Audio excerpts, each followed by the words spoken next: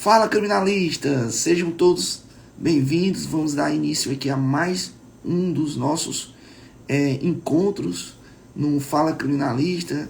Vamos dar início hoje para a honra e glória do Senhor aí com o nosso programa de hoje, falando de um tema muito importante, né, para a comunidade acadêmica.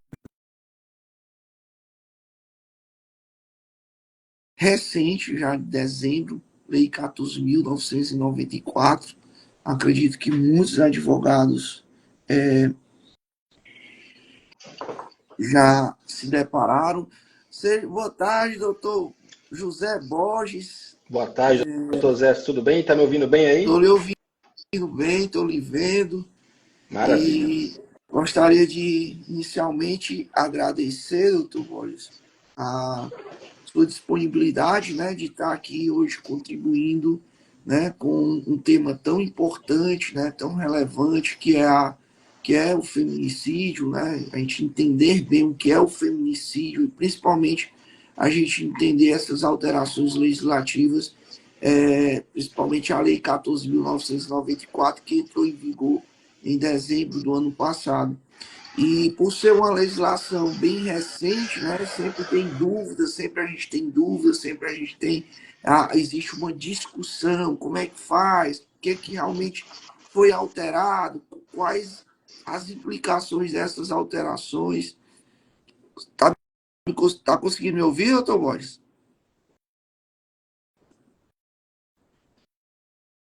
Olá, gente, boa tarde. Vocês estão conseguindo me escutar bem? Acho que travou aqui a...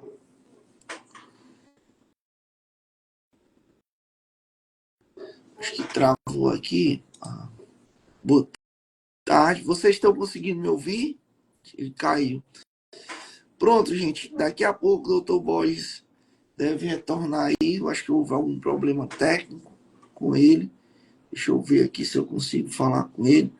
Mas a gente vai tratar sobre um assunto hoje muito importante, que é a alteração trazida pela Lei 14.994, que trata sobre o feminicídio. Né?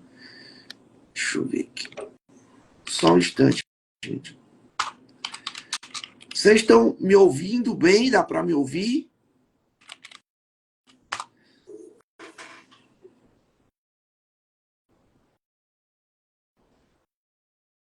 Doutor Borges, eu não estou conseguindo lhe ouvir. Se o senhor puder sair e ingressar novamente, não sei, porque para mim aqui está travado. Acredito que deve ter travado aí para o senhor. Se o senhor puder sair, né? E depois ingressar novamente para a gente poder retomar aqui. Só um instante.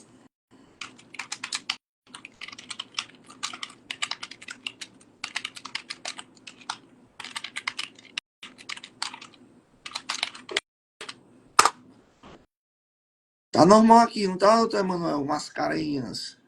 Pronto.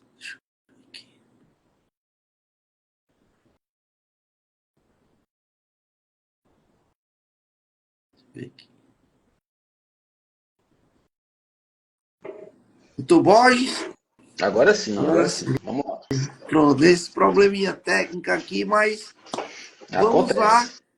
dar início, doutor, a esse programa de hoje, só para poder contextualizar e explicar para o senhor, né, que esse Certo? Fala Criminalista é um encontro semanal onde a gente trata de vários temas relacionados, né, ao direito penal, processo penal, trazendo principalmente essa visão prática, né, esse viés prático do dia a dia, né, principalmente no contexto da advocacia. E a gente sempre também traz outros profissionais, promotores, juízes que já estiveram aqui contribuindo com a sua experiência. Né? Isso é muito importante. A gente também ter a oportunidade de ver, né, qual é o posicionamento, seja de um promotor, seja de um juiz, seja de um delegado, o que é que se passa, né, na cabeça desses profissionais, do advogado, enfim.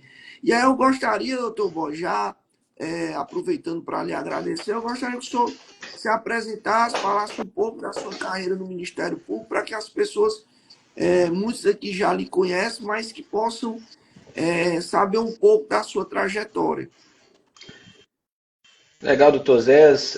Inicialmente, obrigado pelo convite, viu?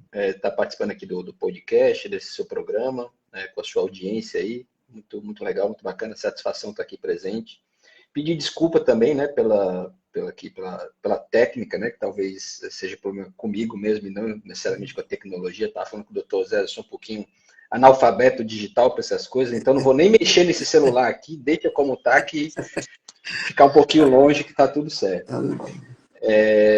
Mas vamos lá, o tema é bem legal mesmo, deixa eu me apresentar então para a tua audiência, doutor. Eu sou José Borges, sou promotor de justiça aqui no estado do Ceará. Estou promotor aqui há pelo menos 10 anos, vai fazer 10 anos esse ano, né? E a gente inicia a carreira como clínico geral, né? Assim, entrância inicial, com marca pequena, tudo mais.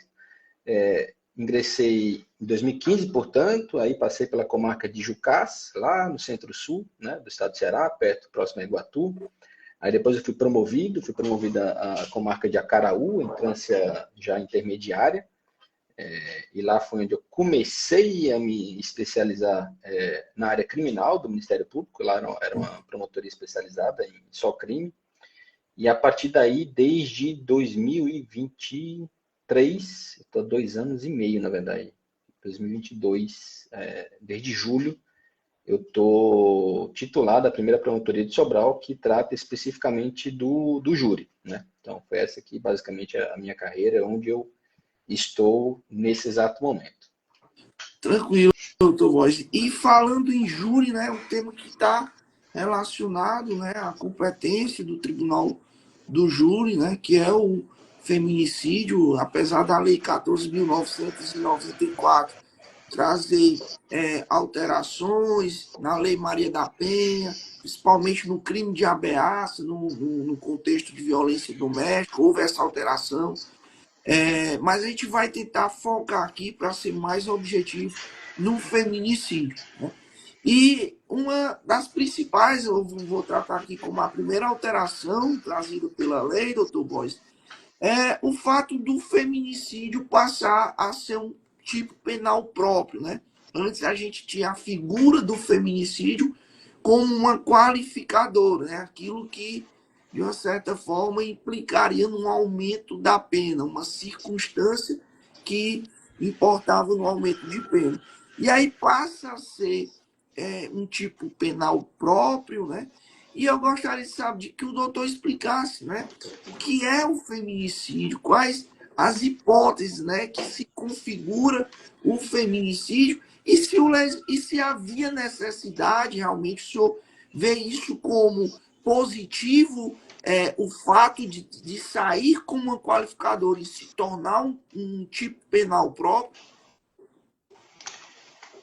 Vamos lá, doutor. A pergunta aqui eu vou precisar dar uma contextualizada, talvez, assim, histórica, e lá para trás mesmo, porque é importante, principalmente para a gente que trabalha no direito, né, a gente ter uma contextualização histórica, social, porque é exatamente isso que vai dar sentido à aplicação da norma nos dias de hoje, né? A gente não quer ser tão somente operador do direito, ou operador de máquina de trem, ou coisa do gênero. A gente quer pensar e raciocinar por qual razão que a gente chegou até aqui, né? Por que a norma está aqui, por que houve essa alteração legislativa. Eu acho que a tua pergunta permite a gente começar daí, né? Então veja, doutor, a questão do feminicídio guarda relação com a posição da mulher dentro da sociedade, né? Desde longa data, a mulher nunca foi, vamos dizer assim, prestigiada dentro de um contexto social, pelo menos aqui na sociedade ocidental. Desde Roma antiga, a gente ouve falar até de pátrio poder, né? Não é por outra razão, né? Porque o homem figurava ali como o chefe de família. Na Grécia Antiga também, né, a gente pode dizer, a mulher não participava, a gente fala de democracia ateniense, democracia grega, mas as mulheres nunca foram, de fato, cidadãs, nunca puderam participar ali dos destinos de Atenas, coisa do gênero, né? Assim, os próprios filósofos, Platão, Aristóteles, ninguém assim dava muito valor à mulher, né? Pelo contrário, consideravam ela muito, muito inferior. E aí já, né, assim, a gente pode falar até mesmo de estereótipos, né, da mulher, que vem, a gente pode resgatar desde de interpretações bíblicas, talvez, né, de que a Eva que comeu o fruto proibido, e a partir daí cria-se um estereótipo do feminino, da mulher, como uma pessoa que ela não é confiável, pode trair, ou mente, é ardilosa, né? Então cria todo um ambiente social a partir da construção desses estereótipos. E aí a gente vê também, dentro dessa mudança, né, que o mundo, a gente não pode descontextualizar também das circunstâncias históricas, né? A gente vê, vai entrando aí na era da Revolução Industrial, capitalismo, e isso vai dando condições para as mulheres, materiais, assim, por assim dizer, a verem reconhecidos alguns direitos. Né? Então, por exemplo, guerras, período de guerra, você vai Primeira Guerra, Segunda Guerra, os homens estão lá no campo de batalha. A mulher nunca trabalhou, né? Assim, e agora? Quem é que vai trabalhar? Quem é que vai produzir tempo de guerra? Quem é que vai produzir os alimentos? Então, esses contextos permitiram que as mulheres saíssem de casa. Né? A relação de trabalho começou a mudar. E aí, a partir daí, também as mulheres começaram a pleitear os seus direitos.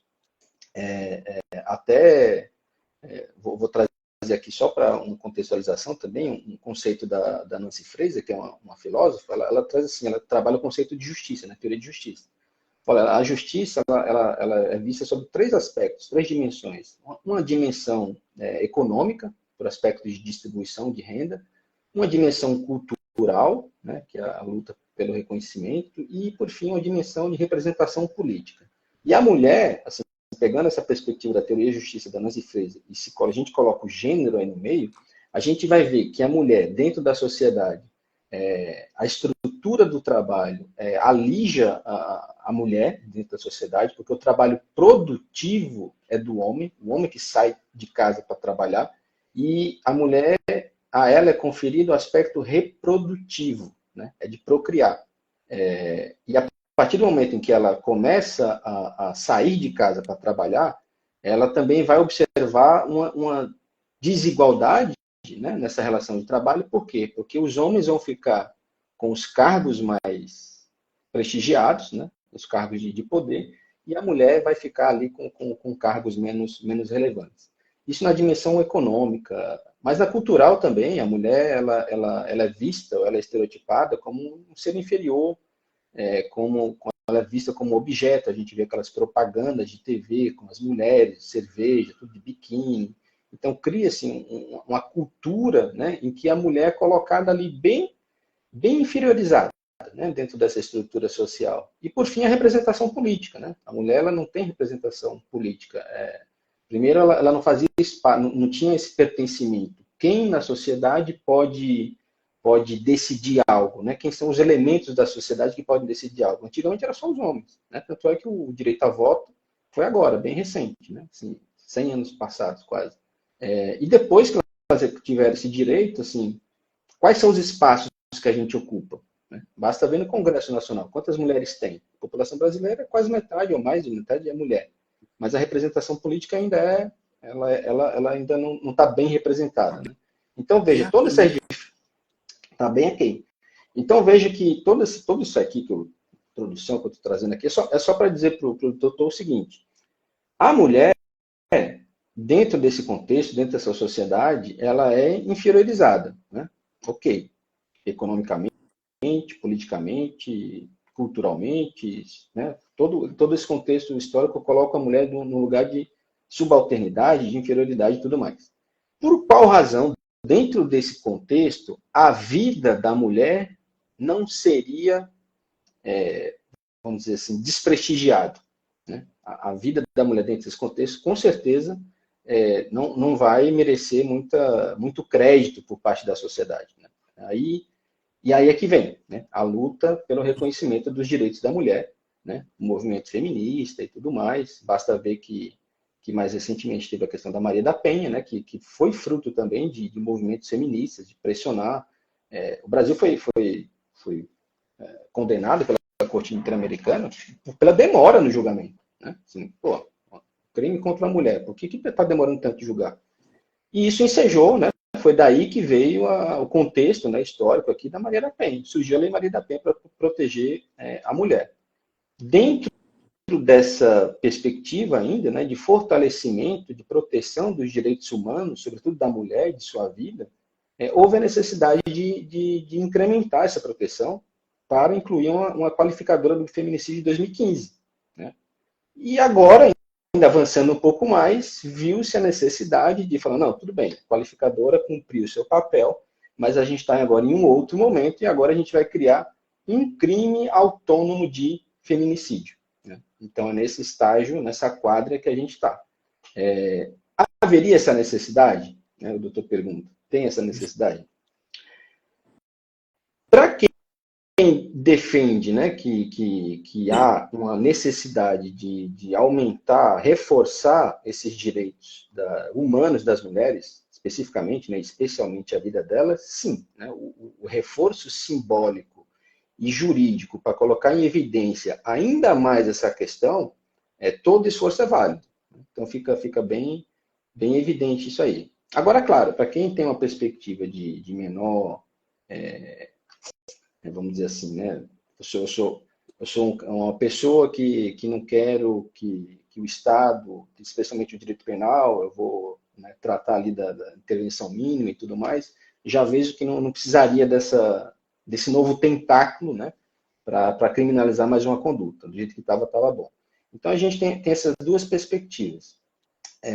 Se me permite ainda, não sei se eu estou ainda dentro da pergunta, doutor. Pode ficar tranquilo, pode ficar à vontade, doutor. É para concluir o raciocínio. Pronto, aí como é que vê? Como é que prevê o legislador? Como é que previu, né, essa nova modalidade de crime autônomo? A rigor não tem nenhuma alteração do que já era a descrição fática, do que já era da qualificadora. Considera-se, né, o feminicídio quando existe uma violência, né, doméstica ou familiar contra a mulher, numa relação íntima também, ou, que é interessante também isso, doutor, porque eu acho que a gente trabalha pouco isso, tanto na prática quanto na doutrina. Também considera-se feminicídio, né, violência contra a mulher, aquela decorrente do menosprezo ou discriminação à condição de mulher. É o que a gente chama de violência ou de relação não íntima. Né? Assim, na prática, no cotidiano, no dia a dia, a gente vai trabalhando e talvez a maior incidência do feminicídio decorre de relações íntimas, né? de casal, de marido, de mulher, namorado, namorada.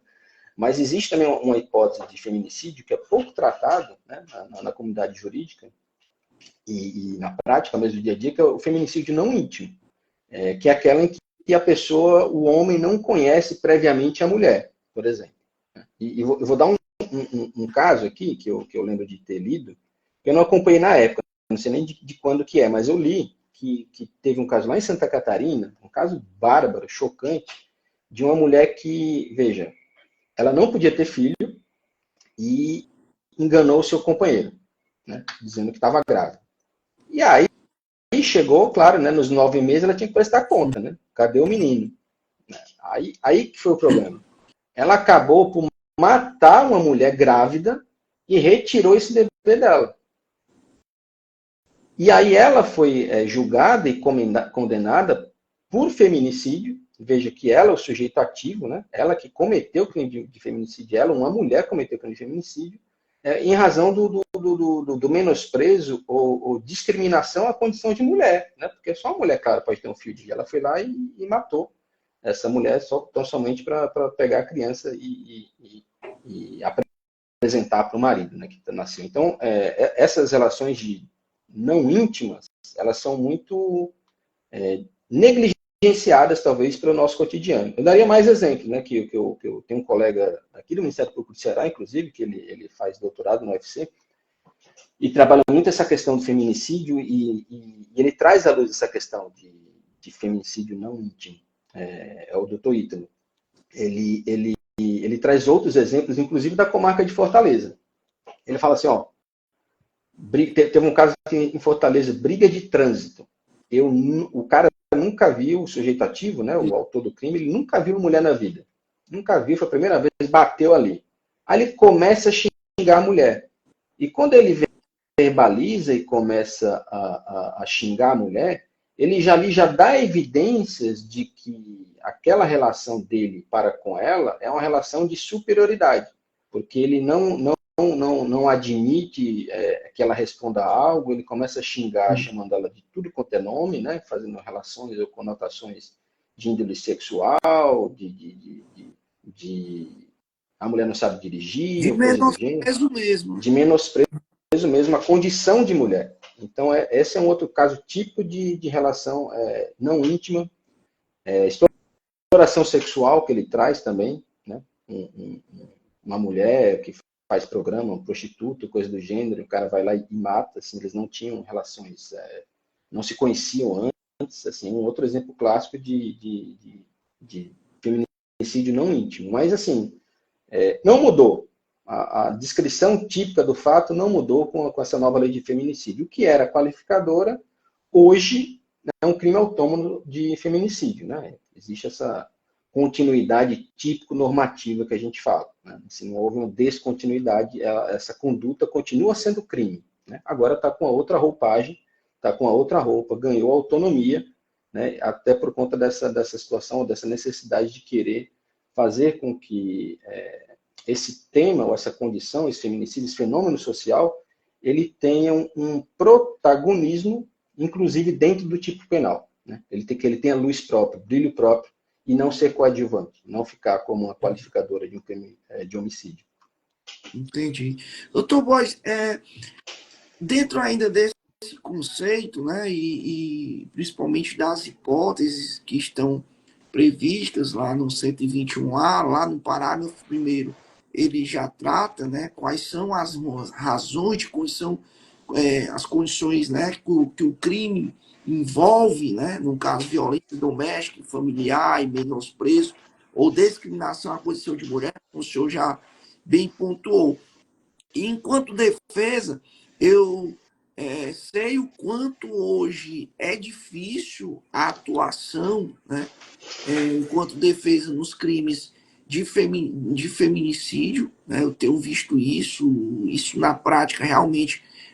A defesa tem hoje uma dificuldade maior de buscar até uma tese defensiva, uma argumentação ali para muitas vezes tentar fundamentar a sua tese. E eu tenho visto muitos advogados, né, enquanto defesa, buscando, dentro desse conceito do que é feminicídio, das hipóteses que se configura feminicídio, abordar esse perfil, né? Perfil do homem que está sentado no banco dos réus, fazer uma análise do relacionamento do casal, né? Como é que se tinha esse relacionamento, e uma argumentação de que esse feminicídio, esse crime praticado contra a mulher, é algo que, em regra, na maioria das vezes, você vê algo que é progressivo, que é gradativo, que é cíclico, enfim, e vem fazendo análise defensiva nesse contexto, avaliando como era esse relacionamento, né? E aí eu fiz até aqui um exemplo, né, para ficar mais clara a minha pergunta e para que o senhor possa ter uma visão mais clara, né? Um exemplo que imagine um casal em que a mulher vive humilhando o homem. Eu estou tratando isso de uma questão hipotética, gente. Vive humilhando o homem, sempre desrespeitando o homem em várias oportunidades, na frente das pessoas, enfim, uma postura reiterada por parte da mulher. A postura do homem sempre foi passiva, calma, evitando problemas, não havia nenhum registro anterior de que esse homem violentasse a mulher, de que houvesse uma violência constante, né? E em dado momento, um dia, ele perde a cabeça, desfere um golpe de faca contra a mulher e a mulher vem a falecer, né? O contexto aqui narrado, dentro dessa tese que é muito trazida pelos advogados, no sentido de analisar o que realmente consiste o feminicídio, essa violência que é característica do feminicídio. Como é que o senhor enxerga isso? Doutor Zé, a gente vai ter que voltar aqui na seguinte discussão que se dava enquanto o feminicídio como qualificadora, né? Certo. Houve muita discussão se essa qualificadora do feminicídio, aí eu estou voltando um pouquinho, né, para o ano de 2015, que foi quando foi inserida a qualificadora, não estou aqui nessa inovação legislativa que tratou do feminicídio como crime autônomo. Houve uma discussão exatamente a respeito da natureza do feminicídio, né? Se ela era de natureza objetiva ou se era de natureza subjetiva. Consolidou-se o entendimento ao longo do tempo, jurisprudencial, sobretudo do STJ, no sentido de que não, realmente a qualificadora do feminicídio ela é de natureza objetiva e que, portanto, ela é compatível com algumas qualificadoras do homicídio de natureza subjetiva.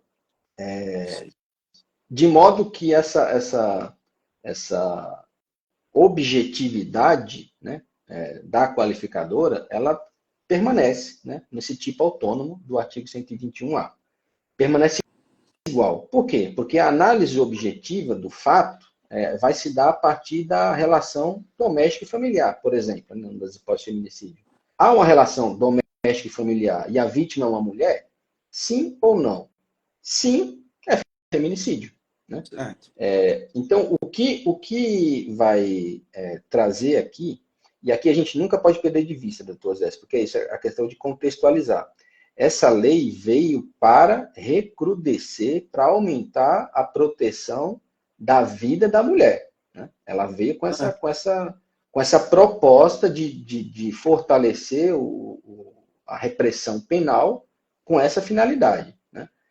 E isso é importante que talvez a gente chegue mais na frente, porque a gente vai ter que analisar algum tipo de interpretação que possa se dar, né, a partir dessa inovação legislativa. Então, veja, os aspectos emocionais do sujeito, que o senhor trouxe aí no seu exemplo, que é um sujeito pacato, passivo, tranquilo, e num rompante perdeu a cabeça e acabou matando a mulher, esse aspecto psicológico, subjetivo, para fins de tipificação do feminicídio, ele não é considerado. Né? Não se há qualquer tipo de alteração típica nesse sentido. O que pode ser levado em consideração é exatamente as circunstâncias eventualmente atenuantes, aí a gente vai ter que agora tratar, talvez, do que a defesa muito fazia, né, em relação ao privilégio, a discussão do privilégio. Né? Existe, como eu falei para o doutor, enquanto o feminicídio era uma qualificadora, não havia nenhuma discussão a respeito da possibilidade de haver um homicídio privilegiado, um feminicídio, desculpa, privilegiado. Né? Assim, a junção de duas qualificadoras, uma de natureza objetiva e outra de natureza subjetiva. Discussão sem nenhum problema. Mas o que acontece com essa inovação legislativa, doutor Zé, exatamente por conta dessa finalidade de aumentar a repressão penal. Né? Tirou-se a previsão legal da causa de diminuição de pena do feminicídio. Não existe previsão legal, né, de natureza jurídica de causa de diminuição de pena para o feminicídio. Né? Isso vai ter algumas implicações. Uma delas é exatamente essa. Né? O que se poderia alegar como privilégio, eventualmente vai ser analisado pelo juízo, né, pelo juiz presidente, togado, como circunstância atenuante genérica. Essa é uma hipótese. Mas eu vou um pouco mais além em relação a isso. Perceba também, se o doutor observar, pegar a letra da lei, esse crime autônomo de feminicídio, já que o senhor, né, trouxe essa possibilidade de a gente discutir aqui a questão de aspectos objetivos e subjetivos, percebam que no crime de feminicídio, sempre com essa perspectiva, né, de recrudescimento da resposta penal estatal, não há qualificadoras do crime autônomo de feminicídio. Não existem qualificadoras. Existem causas de aumento de pena, algumas delas coincidentes com as qualificadoras do homicídio, né? Isso a gente vai ver que vai ter alguma implicação também. E a gente vai observar, doutor Zé, que o legislador ele quis amarrar ali alguma situação, exatamente essa situação de natureza de motivação do crime, esse aspecto subjetivo. Não só ele retirou de previsão legal a causa de diminuição de pena, né, do privilégio, como ele também ele não contemplou como hipóteses de qualificadoras as questões envolvendo motivação do crime. Quero dizer, motivo fútil ou motivo torpe, em crime de feminicídio, Não não estão existe. contemplados. Não estão contemplados. Talvez exatamente com essa intenção de não querer dar margem para que haja uma situação de diminuição de pena ou de relativização da gravidade do crime a partir de algumas alegadas motivações, entre elas, talvez, eventualmente, dessa situação concreta que o senhor acabou de nos trazer. Né? Então, a gente tem que ter essa percepção. Aparentemente, houve uma intenção deliberada de afastar discussões de ordem de motivo para a qualificadora do feminicídio, para o crime autônomo do feminicídio, desculpa. Pronto. É exatamente isso. Quando eu estava fazendo a leitura, né, da lei, o primeiro dado que eu me atentei foi exatamente dentro do 121A, não existia a hipótese do parágrafo 1º do artigo 121, que é a causa de diminuição de pena, né? Da violenta emoção, do chamado homicídio privilegiado. E eu fiquei me questionando o fato de não haver esta previsão.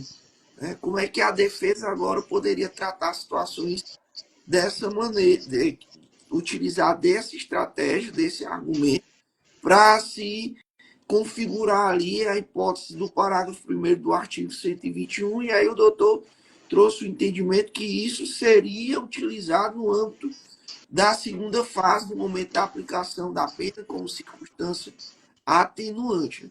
Mas, como causa de diminuição de pena, como era possível lá no 121? Você acha que o fato do legislador suprimir esta possibilidade, não existe uma ofensa à plenitude de defesa nesse caso?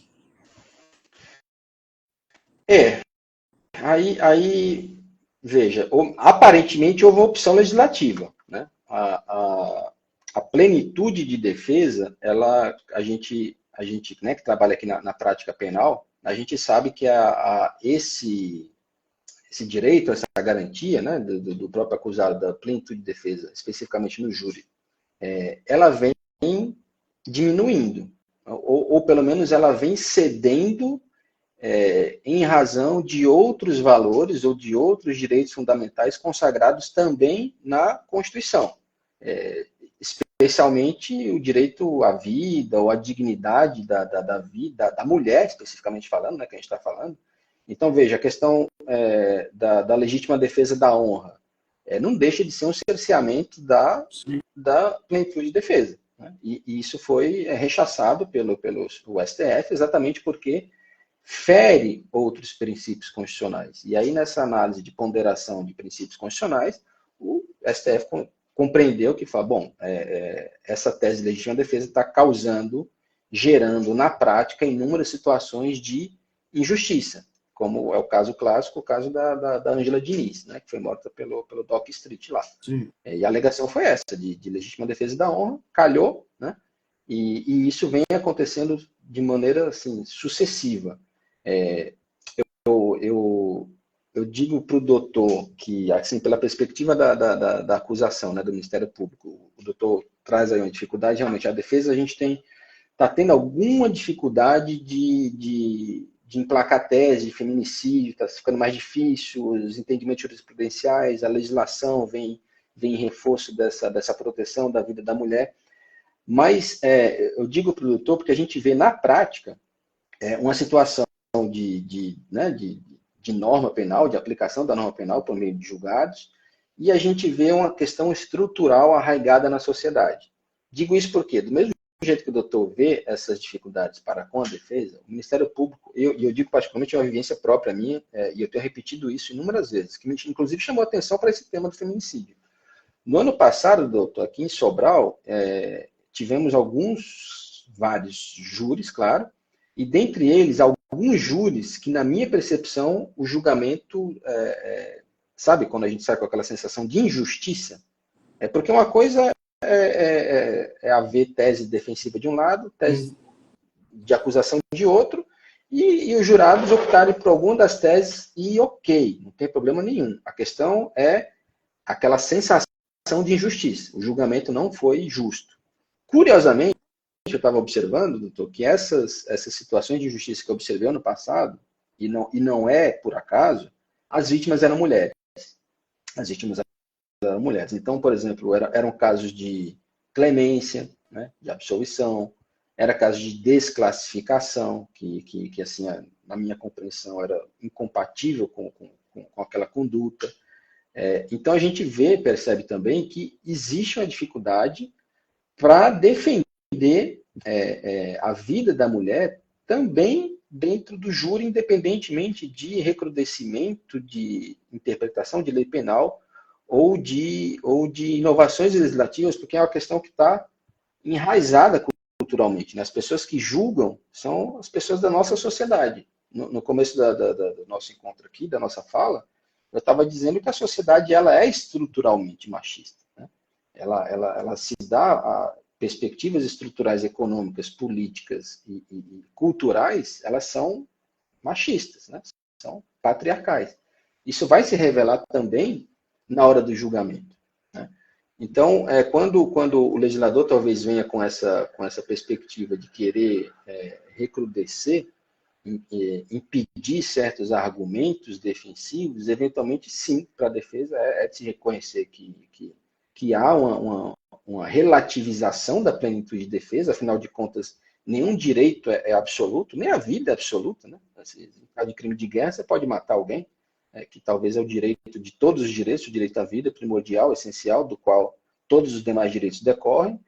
Se nem esse direito ele é absoluto, que dizer da plenitude de defesa, que eventualmente, dentro de um contexto histórico, dentro do qual a gente vive, político e social, talvez seja a hora de o legislador e o Supremo estar dando alguma ponderação, né, em relação a esse tipo de direito, que também é um direito fundamental, claro, mas que ele não pode servir também de escudo, né, para a perpetuação de injustiças historicamente determinadas, cujo objetivo da lei é exatamente interromper esse processo de perpetuação de injustiças da mulher, em relação à mulher. Bois, a gente tocou assim, um ponto, até um tema até sensível, essa questão do privilégio, né?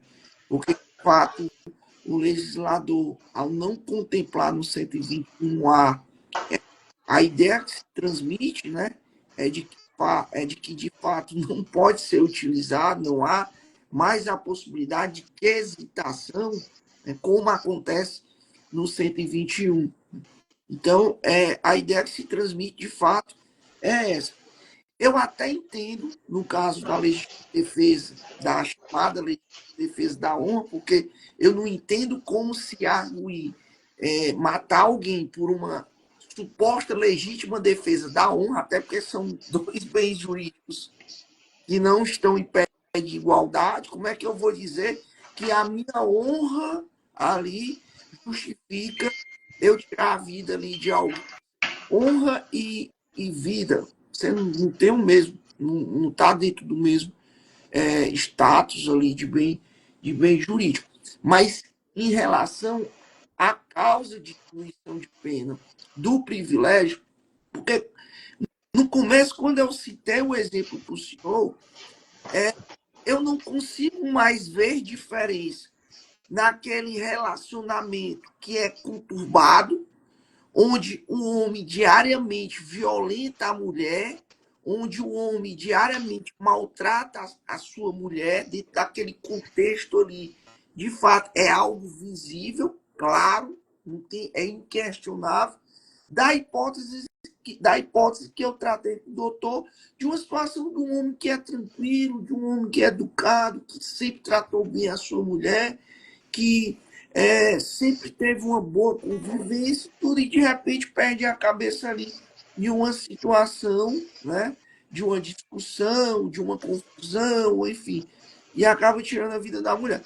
Eu entendo que são duas situações distintas que devem ser analisadas de maneira distintas, né? E que com essa alteração legislativa, eu não consigo distinguir essas duas situações. Ah, mas você pode usar isso lá na causa de, lá na circunstância atenuante, no 65, quando o julgador for aplicar a pena, mas eu acho muito delicado, muito complicado você tirar isso do jurado, né? Tirar a possibilidade do jurado, dentro daquele contexto, dentro daquela situação fática, saber se realmente há uma violenta emoção, há ali uma análise até das emoções do autor do fato. Né? Sinceramente, eu não consigo enxergar como algo positivo no momento em que você não há como mais fundamentar uma tese, né, defensiva pautada na violenta emoção, no caso de homicídio privilegiado, nas hipóteses do feminicídio, né, no parágrafo 1º. Então, eu de fato, enxergo essa dificuldade, porque vai ficar a critério do julgador reconhecer isso como uma circunstância atenuante, né? E aí, hoje, se a gente partir desse pressuposto, o advogado ele tem que estar muito mais atento à questão da defesa bifronte, né? No caso, destinada aos jurados e, ao mesmo tempo, destinada ao juiz togado, sempre, inclusive, lembrando o juiz togado ou se referindo ao juiz togado de que aquilo é uma circunstância atenuante, a situação de ele ter cometido aquele crime, envolvido ali pelas suas emoções e tal. E eu tenho essa dificuldade de entender, né? E, ao mesmo tempo, me traz uma preocupação de quando estivermos, principalmente o advogado, diante do tribunal do júri, sempre está se preocupando hoje em se reportar ao julgador togado, porque o máximo que poderia acontecer era reconhecer isso na segunda fase de aplicação da pena. É uma preocupação legítima, mas eu digo para o doutor que essas estratégias do júri, dentro do júri, tanto da acusação quanto. Assim, o que o doutor falou assim, de uma preocupação de defesa bifronte, a acusação também terá. Também terá, e não sei se o doutor vai me permitir falar sobre, mas estou falando especificamente dos quesitos. Né? Sim. Se a gente tiver a oportunidade de falar de parte prática, a acusação também vai enfrentar algumas dificuldades grandes, né? No sentido de também se preocupar com o julgamento do juiz togado. Né? Apresentar lá suas linhas de raciocínio de acusação para os jurados, mas também para o juiz. Inclusive, se já me permite, não sei se é o momento, assim, a gente pode até se debruçar sobre a questão da aquisitação do próprio feminicídio, né? Como é que vai ser isso aí? Exatamente, era isso que era a pergunta, como é que vai ser essa aquisitação no feminicídio? Pois é, essa questão da aquisitação, a gente está indo já para a parte mais prática, né, do nosso cotidiano. Tudo isso que a gente está discutindo aqui não tem nada, né, esclarecendo aí para os seus ouvintes, assim, não tem nada decidido, é algo que a gente está aqui debatendo e, assim, não tem opinião formada, eu não sei qual opinião vai prevalecer, mas, evidentemente, existem alguns já posicionamentos a respeito disso. Né? Como é que se vai quesitar essa questão do feminicídio? Vai ser no quesito do crime autônomo, né? Vai ser no primeiro quesito da materialidade? Alguém disparou, né, arma de fogo contra Maria por razões de condição de sexo feminino, causando-lhe as lesões que foram a causa da sua morte? Existe um posicionamento nesse sentido, que sim, deve ser aí na primeira ou na segunda quesitação referente à autoria. Né? Existem pessoas que defendem essa tese, né, que o feminicídio mesmo, as elementares do tipo, né, a mulher por razões de condições de sexo feminino, sejam indagados já na primeira ou no segundo quesito. Isso vai ter alguma implicação prática, né? Que isso quem nos traz aí é o Rogério Sanches, que é o doutrinador colega de São Paulo. Vai ter um problema aí, porque aí o jurado ele está julgando duas coisas, né? Ele está julgando a existência física de um crime que aconteceu, né? No caso um feminicídio, um homicídio, né? A morte de alguém, e ele está julgando a classificação jurídica desse homicídio. Né? São duas coisas que ele estaria julgando no mesmo quesito. E aí sempre tendo como norte aquela ideia de recrudescimento penal, que é para evitar impunidades. Né? Assim, ele diz assim, olha, isso dá brecha para impunidade. Por qual razão? Porque se a defesa alega que não há razões de sexo feminino, a gente vai chegar lá ainda na desclassificação. Já nesse primeiro quesito, o jurado fala, bom, existiu uma morte. Fato. O crime da materialidade está lá. Mas eu estou achando que não é por razões de condições de sexo feminino. Se a gente coloca no primeiro quesito essa elementar, já era, já acabou, morreu Maria Preá. Já não sei nem prossegue com o julgamento e vai gerar uma situação muito complicada, né, de impunidade. Já absoluto mesmo. E de absolvição total, né, completa. E me parece que não é esse o espírito da lei. Então, ele já traz esse primeiro posicionamento. Ele traz um segundo posicionamento com o qual ele não concorda, mas o efeito prático assim, é o mesmo, é o equivalente. Ele defende que essa tese de feminicídio, essa tipificação, seja quisitada no segundo quesito. Né? Primeiro reconhece a existência física do crime, e antes de adentrar na autoria, se alguém cometeu algum crime, seja ele qual for, seja de homicídio ou de feminicídio, a gente tem que perguntar primeiro se houve o feminicídio. Então, para ele defende que seja já no segundo quesito, né? Perguntar se houve essa morte em razões ou por razões de sexo feminino. E aí sim, só a partir desse momento em que se fixou, né, a tipificação legal, a classificação do crime que está sendo julgado, é aí que se parte para a autoria, porque na compreensão dele não faz nenhum sentido a gente estar definindo a autoria de um crime sem nem saber que crime que é. Né? Então, ele traz essa questão a respeito da ordem, né, dos quesitos. E aí tem pessoas, né, que defendem que a questão do feminicídio ela seja tratada no terceiro quesito, né, por razões de condições de sexo feminino. E aqui que a gente vai enfrentar alguma dificuldade, doutor Zé. Assim, vai ficar bem complicado mesmo. Porque assim, a gente não tem nada ainda que sustente qualquer posição, né, seja prática, doutrinária, assim, todo mundo debatendo a questão. É exatamente a questão da desclassificação. Aqui a gente vai ter, partindo da premissa que o feminicídio ele vai ser no terceiro quesito, né? Ele vai ser quesitado lá na terceira questão para os jurados, materialidade e autoria, e vai perguntar depois da autoria se aquele crime contra aquela mulher foi cometido por razões de sexo feminino. E a gente vai ter algumas implicações a partir dessa análise. Por quê? Porque se votarem sim, ok, segue o jogo nos termos da pronúncia. Se votarem não, os jurados estão desclassificando aquele delito. E aí a gente vai ter várias implicações e seríssimas implicações. Uma das implicações é a possibilidade do parágrafo 1º do 121. Porque se não é o 121A, ele entender que é o 121. Porque eu posso entender, o jurado pode entender que não é em razão do feminicídio. Então, mas houve um homicídio, não um feminicídio, houve um homicídio.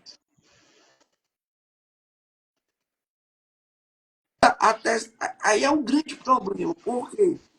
Porque se a tese acusatória é de que houve um feminicídio, o juiz pode impedir que o advogado se utilize do parágrafo 1º do artigo 121 de um homicídio privilegiado, se não existe a previsão do 121A, ou seja, ao advogado não é permitido se usar desse fundamento como causa de diminuição de pena. Eles estão impedindo no que diz respeito à questão da legítima defesa da honra. Não pode, o advogado não pode nem mais argumentar. Né? Já vi vários entendimentos nesse sentido. E aí, se de repente o jurado entende que foi homicídio e não feminicídio, respondendo que não é, o crime não ocorreu em razão do sexo feminino, como é que ficaria a figura do privilégio? Essa é exatamente uma situação que eu vislumbro como possibilidade legislativa ou legal de o advogado trabalhar, né? Assim, com essa circunstância. Afinal de contas, os jurados eles eles julgam, né, as causas de aumento e as causas de diminuição, e eles já estão dizendo. Lembre que nessa hipótese de desclassificação, não é uma desclassificação própria, né, que vai para o juiz julgar, né, assim, para outro o juiz singular, né, de outra. A desclassificação do feminicídio para o homicídio. Para o homicídio, de maneira que preserva-se a competência, a atribuição constitucional do julgado julgar aquele caso. Que agora eles estão dando outra definição legal. Né? E aí abre caminho, como evidentemente, né, vai depender aí da defesa, se vai batalhar, no caso, a clemência, né, a absolvição, a ordem dos quesitos vai alterar aí dentro dessas circunstâncias, mas enfim, optando pela desclassificação, surge essa possibilidade, né, de sustentar uma causa de diminuição pelo privilégio depois do quesito obrigatório. Então, materialidade, autoria, desclassificação. Sim ou não? Sim. Continua sendo homicídio. Sim. Né? Continua sendo não, né? Saiu de feminicídio para homicídio. Absolve. O jurado fala não. Ok. E aí, vejam que situação, é isso que eu digo, às vezes a gente mudam-se as leis para deixar como está e até talvez piorar. Né? Então, a situação era de uma vislumbrando-se aí um recrudescimento da resposta penal estatal para proteger a vida da mulher. Nessa hipótese de que a gente trata aqui, sai-se de um feminicídio cuja pena, né, é uma pancadona, o feminicídio como crime autônomo. A gente está trazendo agora o feminicídio, esse feminicídio que vinha de 20 a 40 anos, a gente está trazendo agora como homicídio. Sim. De 6 a 12. Com a possibilidade ainda da defesa, eventualmente, por conta dessas circunstâncias, requerer, né, a quesitação do privilégio, da causa de diminuição. Olha a situação como é que fica. Né? Sair de um crime altamente reprovável para uma situação de homicídio simples e eventualmente até com causa de diminuição, né, na terceira fase da pena, por conta dessa aquisitação. Então a gente vai ter, e aí se me permite, doutor Zé, porque a reflexão assim, eu estava, né, vendo aqui, estudando até para a gente debater aqui, e me surgiram inúmeras indagações, assim, mas várias se enfrentado aqui no nosso cotidiano. Vamos pegar essa ideia, essa hipótese de desclassificação, que talvez talvez seja mais complicadinha aqui, né, para a gente tratar, do ponto de vista prático. Essa aí é uma situação que a gente está tratando o privilégio, eventualmente pode ser vislumbrado nessa maneira. Mas veja lá. O feminicídio é crime autônomo. A gente já viu que feminicídio não tem qualificadora. Tem apenas causas de diminuição ou de aumento de pena. Aí o que a gente vê aqui, já de início? A acusação, eu estou trazendo o problema para a acusação agora, está restrita à pronúncia. E a pronúncia vai ter que estar lá a capitulação legal, qualificadoras e causas de aumento de pena. Eu não posso inserir nenhuma qualificadora na pronúncia, não vai ter qualificadora de feminicídio. Não vai. É impossível ter, porque não tem previsão legal de feminicídio para qualificadora. Aqui, aí eu vou precisar, para que a gente acompanhe o raciocínio, divisar duas situações. Aquelas causas de aumento que correspondam também a qualificadoras do homicídio vão ser requisitadas? Sim ou não? Né? Porque aí a gente já está pegando o mesmo raciocínio da causa de privilégio também. Né? É a mesma ideia. Né? Falar, opa, o jurado aqui, ele firmou a sua competência para julgar o homicídio. Essas causas de aumento que foram reconhecidas na pronúncia, elas já estão lá né, já, assim, e aí existe essa compatibilidade de não haver violação ao direito de defesa, porque a defesa se defende dos fatos, né, embora não esteja na pronúncia, e nem poderia estar, porque não tem previsão legal, né, essas qualificadoras, os jurados julgarem também as qualificadoras do homicídio quando correspondentes às causas de aumento de pena do feminicídio enquanto crime autônomo. Né? Você tocou no ponto que, em relação à causa de aumento de pena, né, eu não tinha parado para analisar isso. Olha aí, tinha parado para analisar o meu lado, né? Pois é. Que é o privilégio, né? O parágrafo 1º do artigo 121. Mas, de fato, vai existir uma dificuldade, nesse caso, para o Ministério Público, porque, porque as qualificadoras do artigo 121 que estão relacionadas, né, ao inciso 3, ao inciso 4 e ao inciso 8, né, que é a questão dos meios, dos modos, enfim, não são, se for tratado como feminicídio, não é mais qualificadora, é causa de aumento de pena. Né? Então, quando houver a denúncia e que o Ministério Público narra o cometimento do feminicídio, ele não pode trazer qualificadoras que não existem no tipo penal do feminicídio, no 121A, que é uma causa de aumento de pena, né? Então, Pois é. ele pode até mencionar como uma causa de aumento de pena, mas ele não pode mencionar como uma qualificadora, porque lá não existe. Só existe no 121, no 121. E aí, em razão de entenderem que não é caso de feminicídio, o jurado entender, o Ministério Público não pode ali, nos seus memoriais, pedir a inclusão das qualificadoras, porque não existe na hipótese do feminicídio. Né? O máximo que ele poderia era requerer a causa de aumento de pena. Aí o questionamento vai ser, se ele requereu como causa de aumento de pena num feminicídio e não foi reconhecido o feminicídio, poderia se quesitar num homicídio essas causas, essas hipóteses de qualificadora que estão na causa de aumento de pena, né? É uma questão. Essa é uma questão, exatamente. Aí tem dois posicionamentos. Aí porque como eu falei para o doutor, né? Assim, sempre uma visão dialética das coisas. Né? Então tem implicações para a defesa, tem também para o Ministério Público e elas se assemelham muito. Né? Então, se o juiz considerar que é um homicídio, foi desclassificado para homicídio, ele não vai quisitar a qualificadora. Ele vai utilizar essas qualificadoras, eventuais qualificadoras, né, que seriam do homicídio, como ou na primeira fase, né, da circunstância judicial de 59, ou do agravante. Né? Por exemplo, razões de motivo torpe e fútil. Então, você vai ter dois posicionamentos aí. Ou não quisita qualificadora, e aí o juiz vai considerar na dosimetria da pena, ele mesmo, né? E aí vai aquela hipótese também de estratégia bifronte, né? de atuação, tanto para o jurado quanto para o juiz, ou partindo dessa hipótese aí, dessa situação que eu estou fazendo o espelhamento com a causa de diminuição do homicídio privilegiado, fala, bom, os fatos estão aí, né, a defesa se defende dos fatos, a gente não teria como colocar isso como qualificadora, porque o crime de feminicídio não mas ele está lá, os jurados podem julgar qualificadoras e causa de aumento, logo, portanto, não vai ter nenhum prejuízo à defesa que defendeu dos fatos e, enfim, tudo mais. Essa seria uma situação de poder quisitar as qualificadoras do homicídio em função da desclassificação do crime autônomo de feminicídio.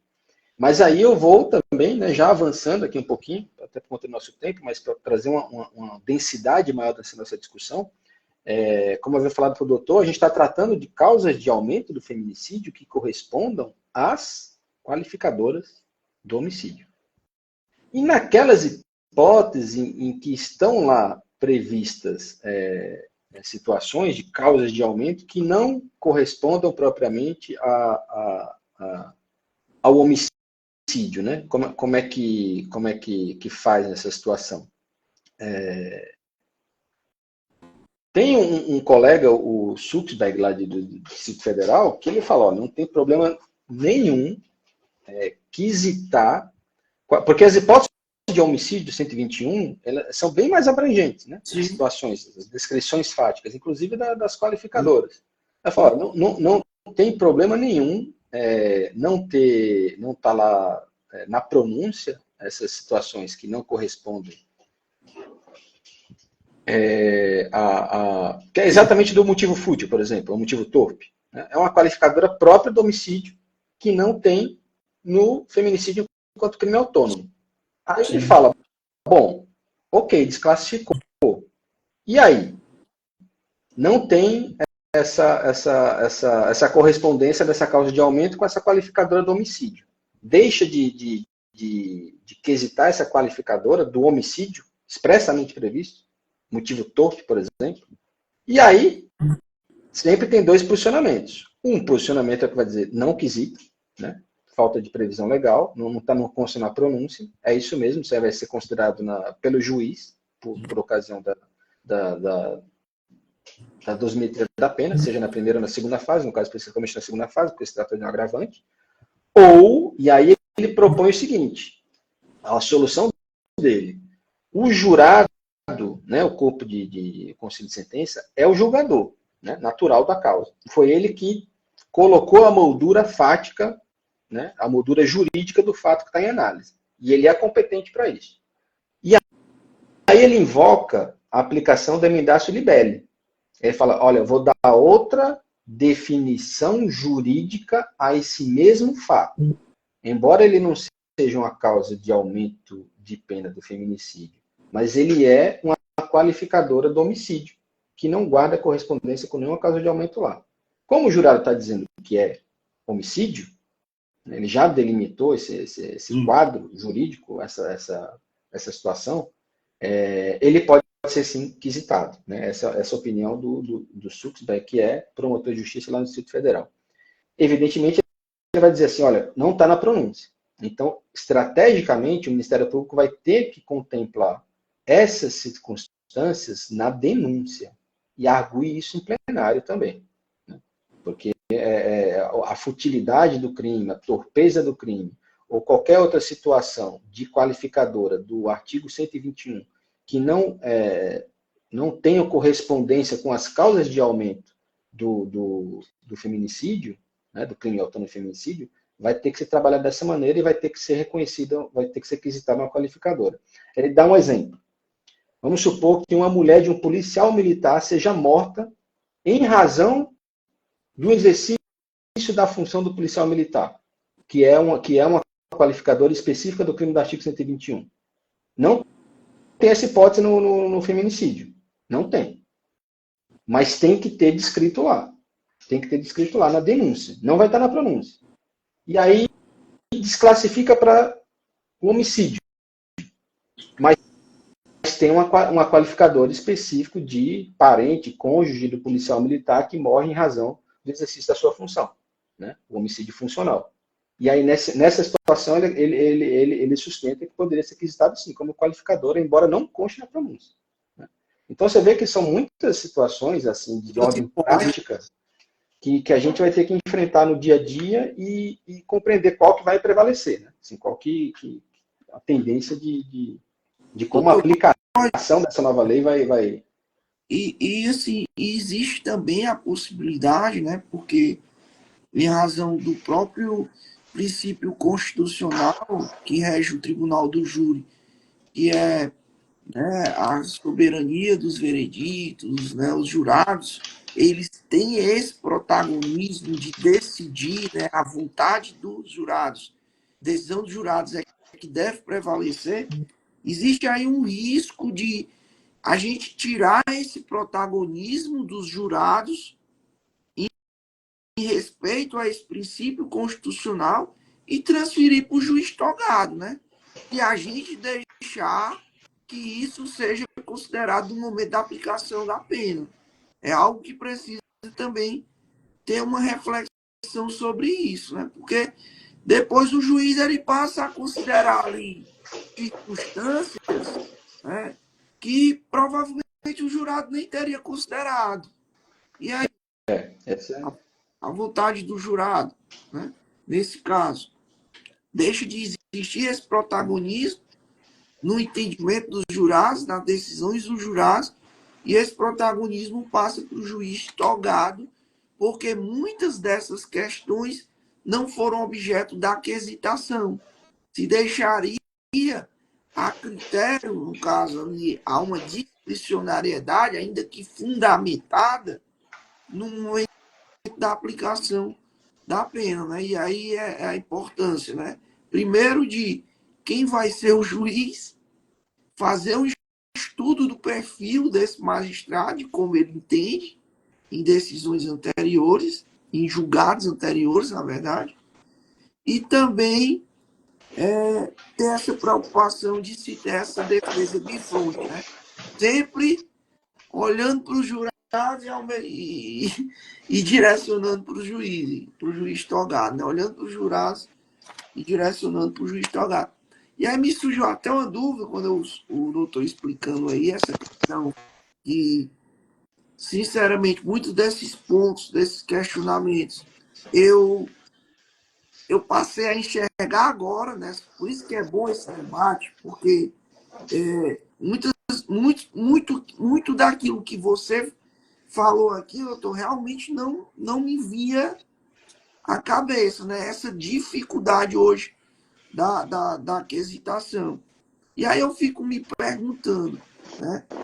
Se o advogado, em sua tese defensiva, ele se insurge quanto à figura do feminicídio, ou seja, ele trata na sua tese que ali não há nenhuma das hipóteses previstas no parágrafo 1º do artigo 121A, que define o que é o feminicídio, ele pode se utilizar da causa de diminuição de pena do parágrafo 1º do artigo 121, porque ele está se utilizando de uma tese desclassificatória de feminicídio para homicídio. Então, caso haja essa desclassificação, há uma possibilidade de ele quesitar esse privilégio, porque existe na figura, na hipótese do artigo 121, não existe no 121A, mas a tese da defesa é dessa desclassificação, e se há essa desclassificação, há a possibilidade da incidência do parágrafo 1º. Mas se a defesa não traz em sua tese defensiva a desclassificação como tese, como fundamento, será que o magistrado vai permitir a incidência do parágrafo 1º pela defesa, o uso do parágrafo 1º pela defesa, se não há como tese essa desclassificação? Né? Outra coisa, mas esse quesito da desclassificação, doutor Borges, não vai ser obrigatório, né? Sempre vai ser praticamente obrigatório. faz. Ou você acha que se não houver questionamento pela defesa, eles não vão perguntar se a morte decorreu por razões do sexo feminino? O que é que você acha? Aí volta o início da live, né? Assim, como é que se quesita o feminicídio?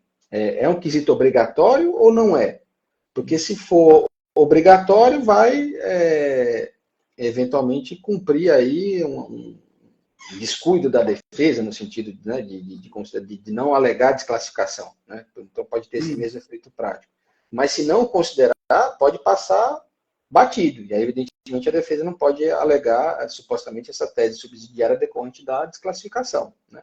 E o doutor estava falando assim, é por isso que é bom espaço como esse também, porque assim como o doutor, eu também não tinha vislumbrado, e aí talvez seja uma questão mais acadêmica, propriamente, do que prática, mas a questão do possível esvaziamento dos princípios constitucionais que regem o júri, especificamente da soberania dos ereditos. A partir do momento que você atribui ao juiz essa amplitude maior para aplicar a pena, né, nos casos de feminicídio, que eventualmente não estão contemplados aí naquilo que a gente está falando aqui de qualificadoras ou causas de aumento, essa questão toda que a gente está trazendo aqui, e jogar para o juiz togado, claro que é possível sim defender ou vislumbrar um esvaziamento desse princípio constitucional. Né? É importante isso aí também. Que eu tinha, agora aqui com a nossa conversa, que a gente vai lançando luzes sobre o tema, que é muito instigante, né? Que é novo.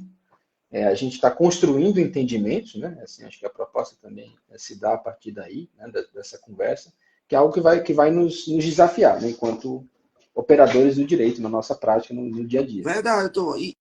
Assim, e não tem nada pacificado, até porque é novo, né? E eu acredito, doutor Bosch, que isso vai implicar futuramente em possíveis nulidades, né? Porque até que o STJ ou mesmo o STF se manifeste sobre essas questões e pacifique, né? Nos trazendo uma segurança jurídica, que isso é importante, essa segurança jurídica, porque o que acontece? O processo do Tribunal do Júri é um processo já complexo, por natureza já é complexo, até por ser um procedimento bifásico, né? Então já é complexo. É um processo muitas vezes demorado. E, de repente, por uma questão de um quesito, de uma pergunta que foi mal formulada ou que não foi formulada, você poder implicar na anulação de um julgamento, colocando em xeque, né, ali toda a credibilidade da justiça, do poder judiciário e trazer, né, essa insegurança jurídica, né, para que os operadores do direito, as partes e principalmente a sociedade não entendam, né, como é que um processo complexo, demorado, de um júri muitas vezes demorado, que passa dias, é anulado porque não há aqui porque a pergunta foi mal formulada, a quesitação foi mal formulada, ou a pergunta não foi feita na quesitação. Isso vai desencadear um problema muito grande, né? E é muito preocupante isso. Vai mesmo. A gente está no momento aqui de instabilidade mesmo. A gente não sabe o porvir, como é que isso vai se dar, o que isso vai implicar. Porque se por um lado a intenção da lei, como a gente já vem destacando aqui, seria, no caso, recrudescer, né, esse tratamento penal, eventualmente pode dar margem para que os processos sejam anulados, né, assim, questão também de outra linha, né, defensiva, né, de atacar o processo, né, não o mérito diretamente. Isso vai gerar para o sistema de justiça um desgaste, né? Ele vai trazer aqui um maior esforço para poder restabelecer ou poder dar essa segurança jurídica, porque o doutor mesmo está falando. A tese de desclassificação vai ser praticamente obrigatória. Né? Então, era algo a respeito do qual, em crime de feminicídio, não tinha tanto, a não ser no caso de tentativa do dolo ali, assim, mas enfim, é algo que vai ser praticamente imperativo, obrigatório. Então, suscitando isso, né, dentro daquela perspectiva que a gente estava falando da objetividade da qualificadora do feminicídio, que está transportada para cá, para o crime de homicídio, isso abre margem também para o Ministério Público entender que houve um julgamento contrário à prova dos autos. Né? E aí vai gerar, né, esse pêndulo, né, de dependência de julgados, de instâncias superiores, para poder meio que dar essa pavimentada jurídica, né, essa segurança jurídica a respeito do feminicídio, tal como ele está desenhado hoje, né, na legislação. É algo que vai nos desafiar concretamente, seja o esforço mental, físico, intelectual, prático, tá aí. A história está sendo construída, está sendo aberta aí para que a gente possa fazer esse caminho, né? Eu ia até questionar o doutor, né? E depois me veio aqui a luz, perguntar se o doutor já participou, por mais que seja recente, em dezembro, né? Essa lei já teria submetido a algum júri nesse formato, mas a norma não retroage, né? Então, os crimes no contexto de feminicídio praticados antes de dezembro de 2024 continua no mesmo formato, né? Anterior, com qualificador e tal. Então, possivelmente a gente vai lidar com essas questões sensíveis na quesitação, talvez daqui a 1 ano, 2 anos, porque é a partir de agora que existe esse formato do 121A, né? Passa a vigorar a partir de agora, porque os crimes anteriores, no âmbito do feminicídio, não se aplica essa alteração legislativa do 121A. Então, a gente vai ter um tempinho ainda, né, para estudar sobre isso, né, doutor? Vai, o doutor até me lembrou, hoje mesmo, né, quando eu falei sobre essa questão do feminicídio não íntimo, aí eu lembrei do Ítalo, que é nosso colega, né? Aí eu falei, rapaz, será que o Ítalo já não tem alguma situação, o Ítalo é de Fortaleza, né? Aí eu falei, será que o Ítalo já não enfrentou uma situação como essa? Ele, calma, cidadão, a lei tem 3 meses, né? Assim, acho que ninguém foi pronunciado ainda, né? Que dizer de levar a júri. Aí eu me empolguei, eu falei, calma, né? Tudo bem, perguntar não ofende, a gente continua amigo, mas é isso mesmo, acho que a gente só vai enfrentar isso concretamente em alguns meses, daqui a 1 ano, enfim, que os tribunais vão começar a se debruçar sobre isso. Doutor Borges, 1 hora e 20 praticamente de live, né? Eu não quero mais assim tomar o tempo do senhor, porque eu sei que o seu tempo é ouro, né? Tempo é ouro. Mas assim, eu queria deixar bem claro aqui, né, e expressar a minha gratidão, de o senhor ter aceitado esse convite e além da minha gratidão, também o reconhecimento pelo seu trabalho, né, de um grande promotor de justiça que eu já enfrentei diversas vezes no Tribunal do Júri, esse enfrentamento sempre em um debate respeitoso, às vezes a gente sai um pouquinho ali da linha, principalmente a defesa, mas é, sempre com respeito, terminou o júri com a mesma admiração de sempre e é um promotor de justiça que realmente faz valer, né, a responsabilidade e o encargo que lhe é conferido, né, que é essa defesa da sociedade, o Ministério Público como defensor aí dos interesses coletivos, né, dos direitos coletivos. E é sempre um prazer, né, participar de júris, de audiências, de momentos como esse, porque eu aprendo demais, né? Eu aprendo demais, eu tenho a oportunidade de aprender e aprendi muito com o doutor já me ensinou muito, né? No dia a dia, ali na tribuna, nas audiências, e toda audiência que eu termino com o doutor, eu aprendo alguma coisa. E isso é muito gratificante.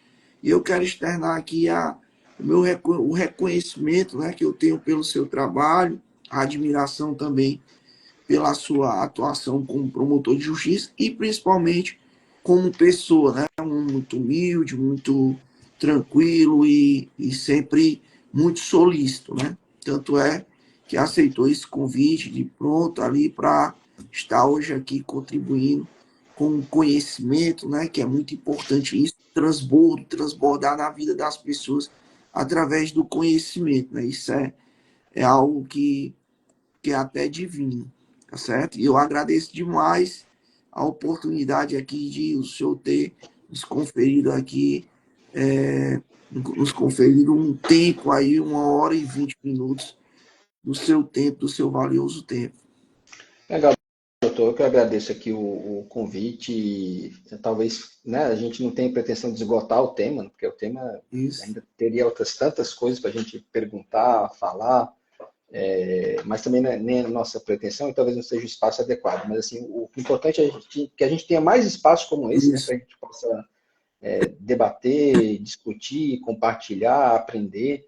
Eu agradeço demais o convite, reforço e retribuo, né, todas as palavras gentis que o doutor se referiu a mim, assim, a admiração recíproca, profissional, pessoal.